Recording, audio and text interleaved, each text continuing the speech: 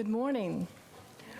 Would the Honorable Denise Pomponio and the Honorable Catherine Esrig of the 13th Judicial Circuit please join me at the podium?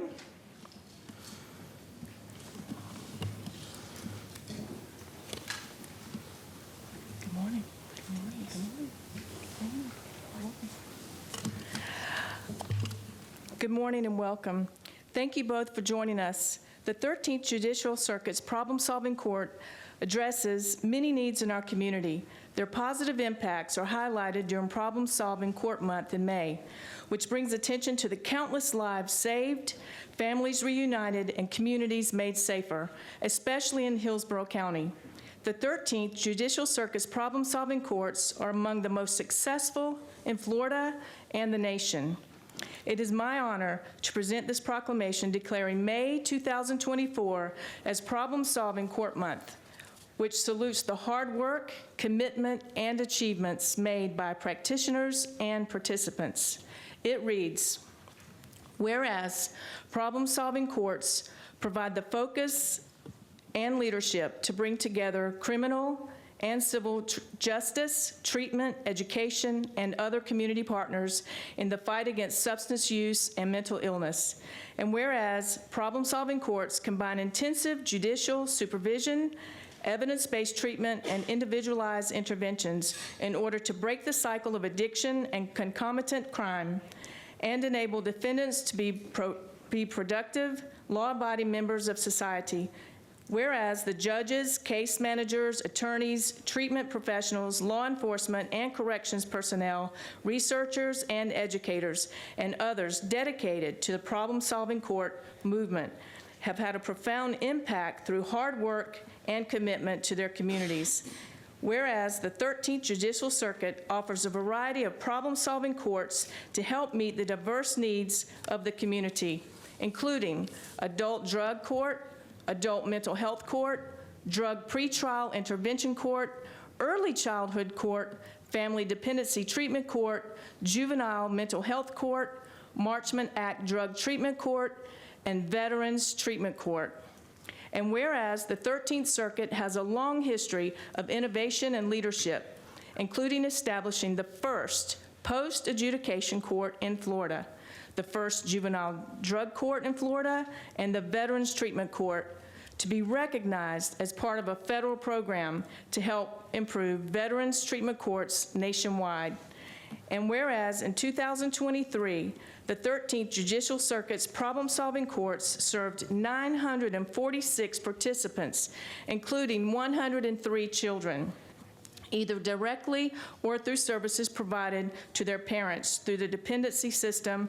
And whereas Problem-Solving Court Month recognizes the practitioners and participants who helped in the success of problem-solving courts and the significant contributions they have made and continue to make in reducing drug usage and crime in Florida and throughout the nation.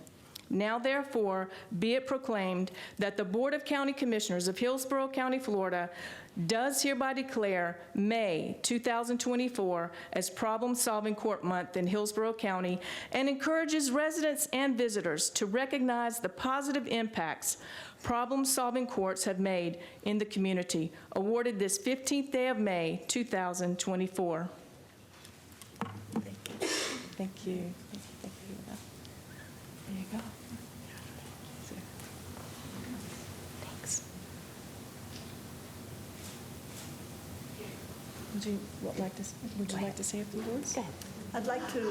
I'd like to have our Chief Judge, Chris Sabella, come up here, who makes this all happen.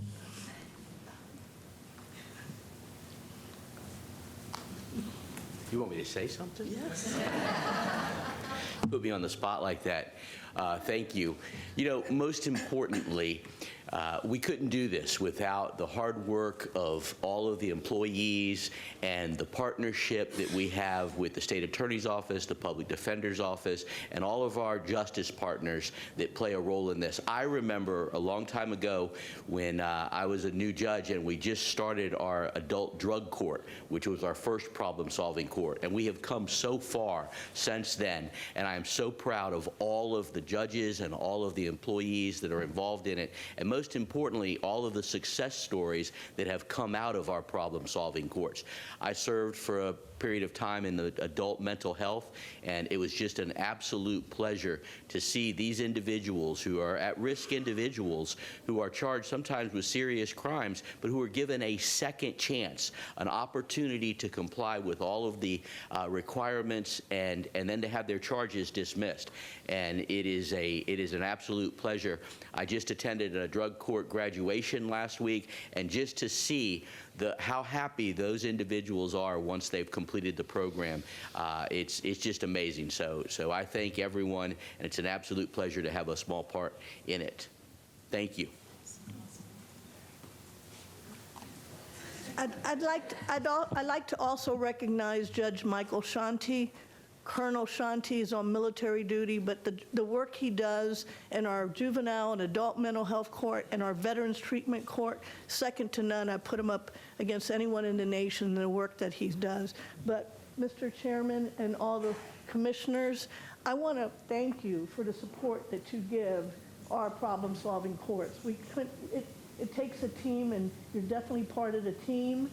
And I want to invite each one of you to come to my adult drug court or drug pretrial intervention court and watch what your support helps do, because it's amazing and it's heartwarming. And as a judge, I can tell you there's no better satisfaction than going home when you're in a problem-solving court and knowing that you're helping people try to make their lives better and the road to sobriety and recovery. And I thank every one of you for helping us do that.